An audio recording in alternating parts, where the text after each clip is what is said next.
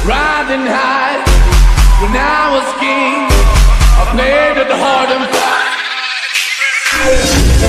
Walk away, want me there, easy on my knees, oh, and it would. My people out me, yeah, my people out me, my people out me. Hi guys, welcome back to my channel. Ang ating gagawin ngayon is burst speed. Tuturuan ako kayo kung paano ang step by step paano gawin ang burst speed.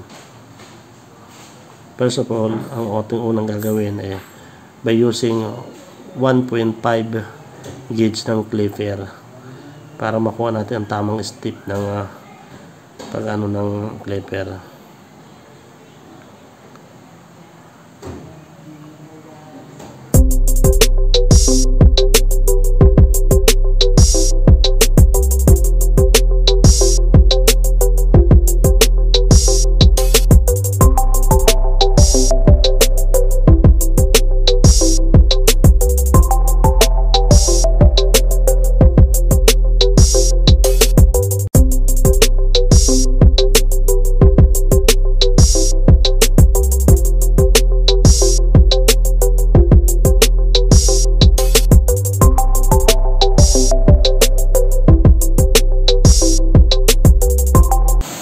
Second step guys, by using number 1 gauge ng clipper para makuha natin yung line, para makonect siya,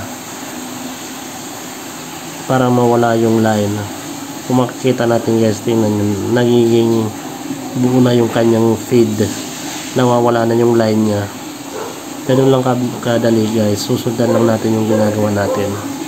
Kita nyo, nakapid na siya dahil 0.5 tapos 1 ang kalalabasan niya. And after that guys, tanggalin nyo yung gamitan nyo ng 0.5. Then after that, sa ilalim 0 para makuha natin ang tamang feed. Kung mapapansin guys, nawawala na yung linya dun sa taas, nagiging smooth na yung pag-feed niya.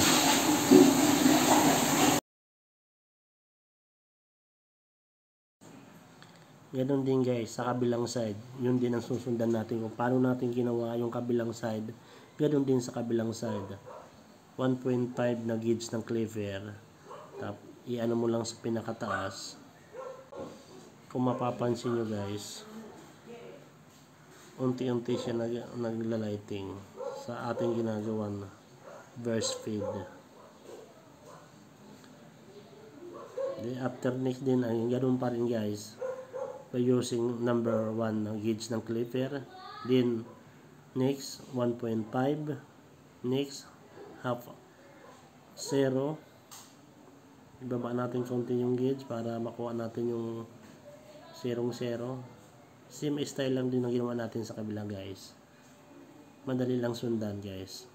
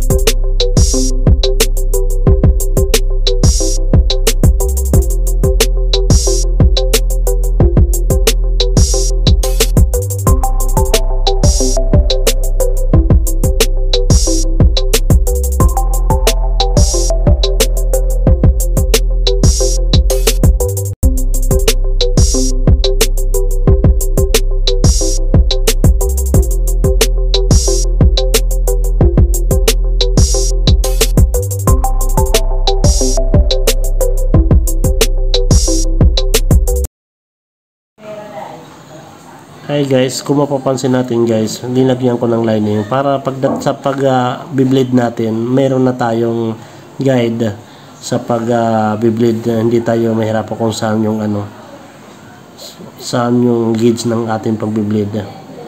At kung mapapansin guys sa likod, ganoon din. Dahil V-shape sa likod, lalagyan din natin ng lining para mas mabilis natin makuha ang tamang pag-ahit guys. Ganoon lang guys kasimple.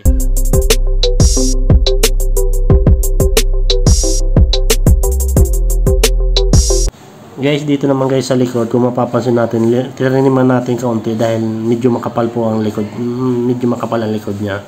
Kaya kailangan natin triman ng kaunti para makuha natin ang tamang forma ng pagbi-V-shape. Kasi V-shape po guys ang likod niyan. Ganun ang gupit ng first speed.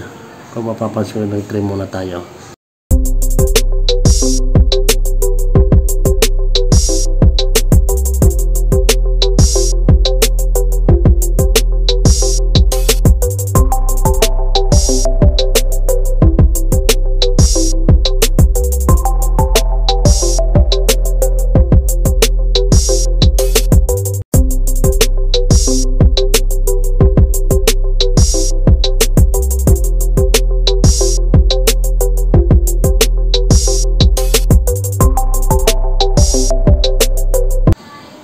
After guys ng pagtitrim natin, ayan, linagyan na natin ng lining ng V-shape sa likod para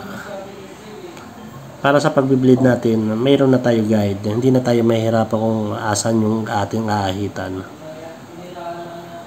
Susundan nyo lang guys yung aking ginagawa. Madali kayo matuto dyan sa mga beginners guys na gusto matuto magupit. Napakasimple lang guys ang inyong gagawin. Kanila observe, tingnan nyo lang kung anong ginagawa ko guys. Matututo kayo guys sa mga beginners.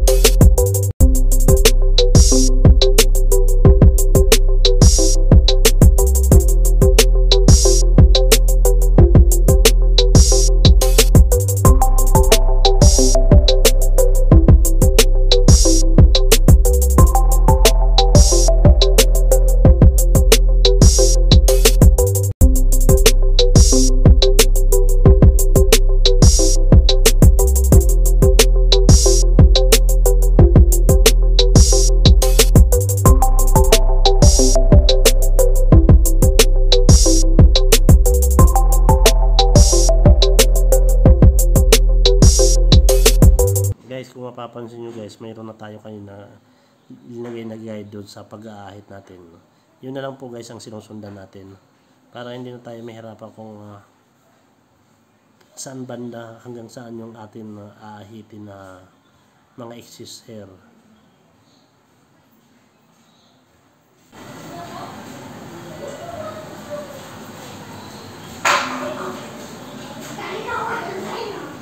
Yan guys, kung mapapansin nyo, yan yun lang kasimple guys. Susundan nyo lang yung ating line kanina doon din sa V-shape natin ginagawa. Susundan lang natin.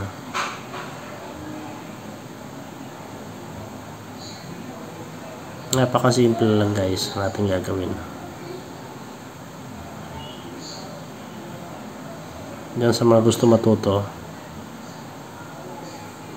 sundan lang ang aking ginagawa.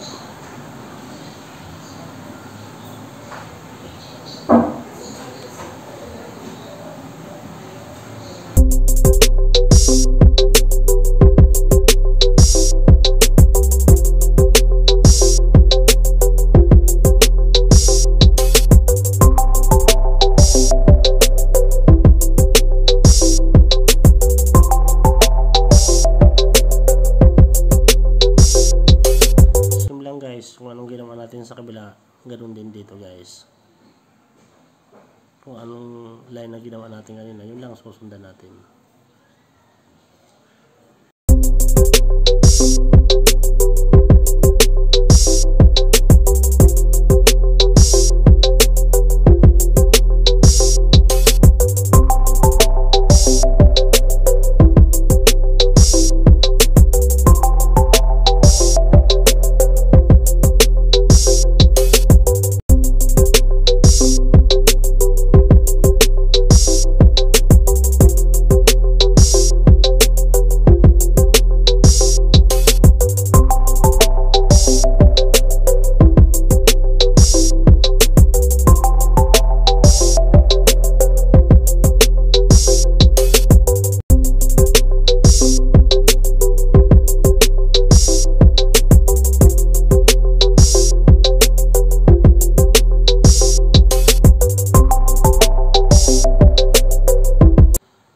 Guys, nag-uhit po tayo, request by customer guys. Kung mapapansin natin, naglagay tayo ng line. Yan po yung request ng customer. Kung hindi naman request ng customer, yun yung gagawin guys.